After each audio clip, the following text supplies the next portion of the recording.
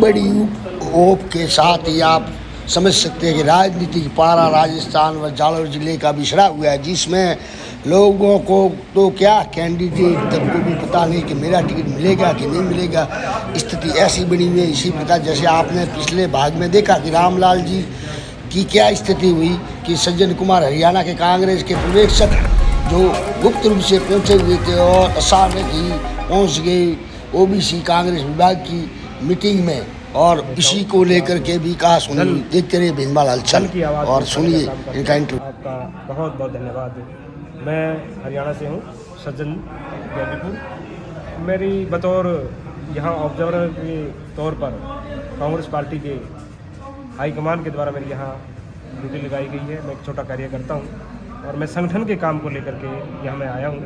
संगठन का जो हमारे ब्लॉकों के अध्यक्ष हैं, जिले के हमारी कार्यकारिणी है, उनके साथ और तमाम जो और भी सेल है, महिला सेल है, NSUI है, यूथ कांग्रेस है, राजीव गांधी पंचायती राज संगठन है, इन साथियों के संगठन के जो साथी इनके साथ मिलकर के एक तालमेल बना करके इस सीट को हम किस तरीके से जीत पाएँ, और इस पर मैं मंथन करने के लिए पार्टी की तरफ से मेरे को भेजा गया है। बतौर एक छोटे कार्यकर्ता के तौर पर मैं यहाँ की नब्ज को मैं देखने आया हूँ कि हम किस प्रकार से जीत सकते हैं। लोगों में बड़ा उत्साह है कांग्रेस के प्रति, और मैं साथ ये सुनिश्चित करता हूँ कि जैसे हरियाणा राजस्थान के टच में है, हरियाणा में आवाज़ जाती है, हमें सुनाई देती है कि राजस्थान में दूसरी बार फिर लगातार कांग्रेस की सरकार बन रही है, और यहाँ की जो जनता की नब्ज है कांग्रेस को वोट देना चाहती है।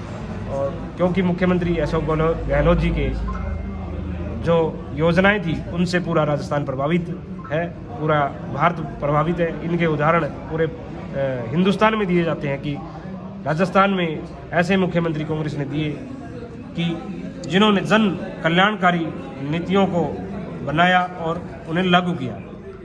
आज जन जन की आवाज़ पूरे भारतवर्ष में है कि अशोक गहलोत जी बड़े अच्छे कार्य कर रहे हैं।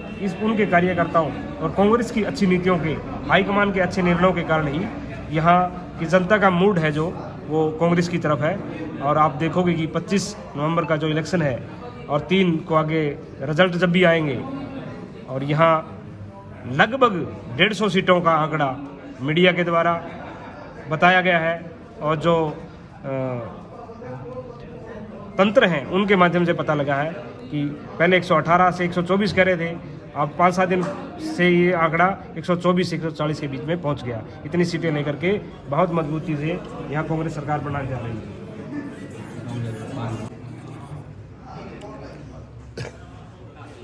राजस्थान में जनता का मोह कांग्रेस के साथ जुड़ा हुआ है। राजस्थान के जननायक मुख्यमंत्री ने जो गरीब से लगाकर करोड़पति, चाहे अमीर हो चाहे गरीब हो, सबको साथ में रखते हुए सबको बहुत बड़ा फायदा दिया है। जो ये चिरंजीवी योजना है, ये योजना अमीर लोग भी प्राप्त कर सकते हैं और गरीब भी प्राप्त करेंगे। गरीब के लिए तो ऐसा फायदा है कि बीमारी में उनकी ज़मीन को बेचनी पड़ती थी, लेकिन जननायक मुख्यमंत्री जी ने ऐसी व्यवस्था की है कि गरीब को इलाज कराने में अब कोई तकलीफ नहीं आ रही है। जनता का मुँह बिल्कुल जमा हुआ है। जनता कांग्रेस को वोट देना चाहती है। कार्यकर्ता गली गली, ढाणी ढाणी, मोहल्ला में जा कर के कार्यकर्ता को, मतदाताओं को बूथ से पोलिंग तक लाने की ज़रूरत है। और अब जो ये चुनाव हो रहा है, इस चुनाव में कांग्रेस वापस रिपीट होने जा रही है और अच्छा बहुमत लेकर के रिपीट होगी और कांग्रेस की सरकार बनेगी। आपने जालोर जो विधानसभा है, जालोर विधानसभा में अब की बार आपने कीकर लागी रही हो, आप एरिया में घूमे रही हो। ऐसा है, विधानसभा में जनता चाहती है कि हम कांग्रेस को जिताना चाहती है और कांग्रेस को जिताएंगे। जनता का मूड है। अब बीजेपी के कैंडिडेट कल डिक्लेयर हो गया है, कांग्रेस का कैंडिडेट डिक्लेयर होना है। जनता उस इंतजार में बैठी है। हाईकमान का जो फैसला आएगा वो लेकर के जनता के बीच में जाएंगे और जो हाईकमान का फैसला होगा वो स्वीकार्य है, सिर्फ है। और हम विकास का मुद्दा लेकर के जनता के बीच में जाएंगे और चुनाव जीत के राजस्थान सरकार बढ़ा। अशोक जी का हाथ, राहुल जी का हाथ, सोनिया जी का हाथ और खड़गे जी का हाथ मजबूत करेंगे। बहुत बहुत धन्यवाद। कैंडिडेट जो आज नाम वगैरह स्वागत रखा गया था, तो किस प्रकार ये मीटिंग रही और क्या निर्देश? बहुत धन्यवाद ओम जी।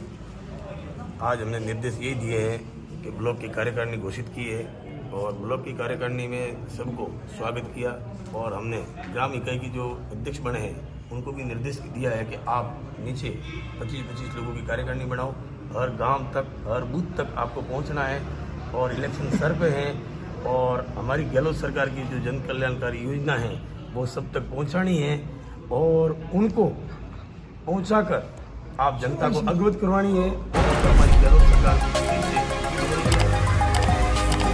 आज सब गांवों तक, हर जगह तक पहुंचना है मेरे को।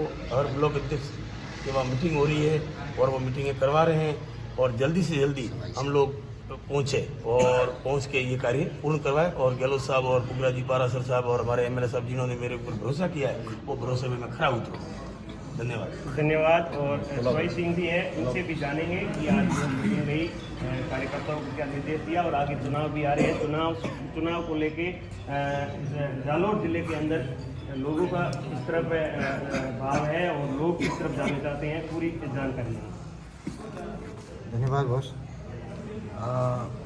आज ओबीसी प्रकोष्ठ के हमारे साइला ब्लॉक की नई कार्यकारिणी के रूप में हमने मीटिंग रखी थी जिसमें जिलाध्यक्ष CL गहलोत साहब, रामलाल जी और हमारे हरियाणा से जो ऑब्जर्वर लगाए हुए हैं सर वो भी बता रहे थे।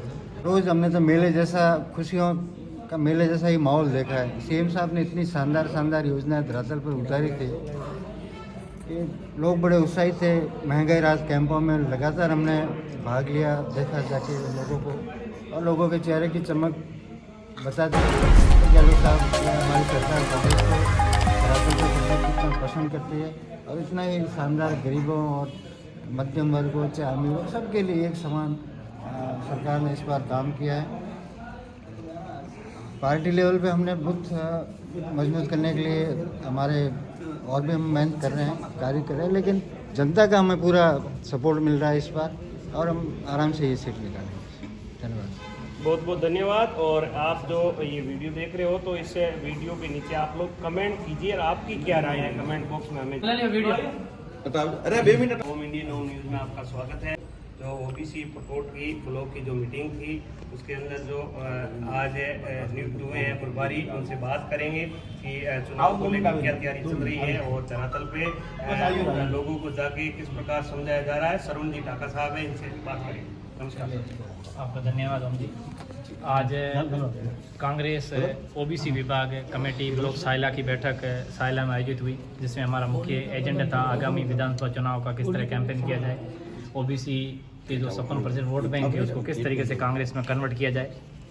महत्वपूर्ण मुद्दों को लेकर चर्चा हुई जिसमें बूथ लेवल पर किस तरह हमारी कैंपेनिंग की जाए। बैठक में हमारे जालौर के पर्यवेक्षक थे, वो भी मौजूद थे, पूर्व विधायक रामलाल जी और ओबीसी विभाग की पूरे प्रत्येक बूथ लेवल के लेके ग्राम की टीम, ब्लॉक की टीम, सभी टीमें यहाँ मौजूद थी। और जिस प्रकार से 5 साल कांग्रेस ने राजस्थान सरकार की जो योजना है उनको लेकर आम ढाणी तक, आम जन तक कैसे पहुँचाया जाए उनको लेकर भी हमने विस्तार से चर्चा करी। गांव के और ढाणियों में जाके जो कार्यकर्ता है लोगों से वार्तालाप कर रहे हैं और लोगों को किस तरफ रुझान आ रहा है।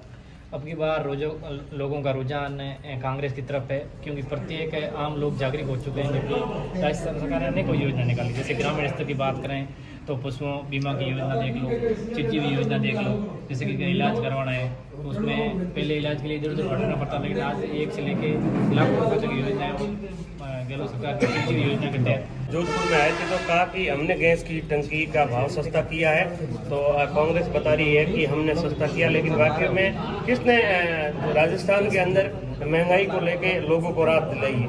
महंगाई के लेके रात में मुख्य योगदान माननीय मुख्यमंत्री अशोक जी गहलोत साहब का है, जिन्होंने महिलाओं के लिए गैस सिलेंडर में 500 रुपये सस्ते किए और घरेलू जो महिला राशन का किट है जिसमें समस्त किट में मिर्ची, नमक, पाउडर, जो भी राशन की सामग्री आती है वो सब किट बना के महिलाओं को लिए भेंट किए हैं और महिलाओं के लिए मोबाइल भी भेंट किए हैं। गहलोत जी ने महिला वर्गों में विशेष ध्यान रखते हुए अनेक योजना का लाभ दिया है। मैं घूम रहा हूँ, काफ़ी महिला का ये सवाल है कि हमें मोबाइल नहीं मिला है, तो आचार संहिता लगने के बाद क्या ये मोबाइल की योजना बंद हो जाती है, क्या बाद में वापस चालू होगी कि नहीं होगी? लोगों को वो जानकारी नहीं है, तो लोग ये कह रहे हैं कि हमें मोबाइल नहीं मिला, हम वोट नहीं देंगे। मोबाइल का जो क्राइटेरिया तय किया उसके अनुसार प्रत्येक महिला का नियमानुसार मोबाइल दिया जाएगा, लेकिन आचार संहिता की वजह से इस योजना को रोक लगा दी गई। इस योजना ही नहीं, गहलोत साहब ने जो भी योजना निकाली है कम से कम 200-250 वो सभी योजना पुनः विधिवत रूप से जारी रहेगी। और उसमें एक बात मैं ये भी बता दूं कि कांग्रेस गवर्नमेंट ने ये नियमावली जारी कर दिया कि अगले मार्च तक इस 5 साल के अंदर जो भी योजना थी वो मार्च 2024 तक सभी योजनाएं लागू रहेगी। ये कैबिनेट की मीटिंग में प्रस्ताव लेके इसको पारित किया हुआ है। बहुत बहुत धन्यवाद। जो श्रवण जी ने बहुत महत्वपूर्ण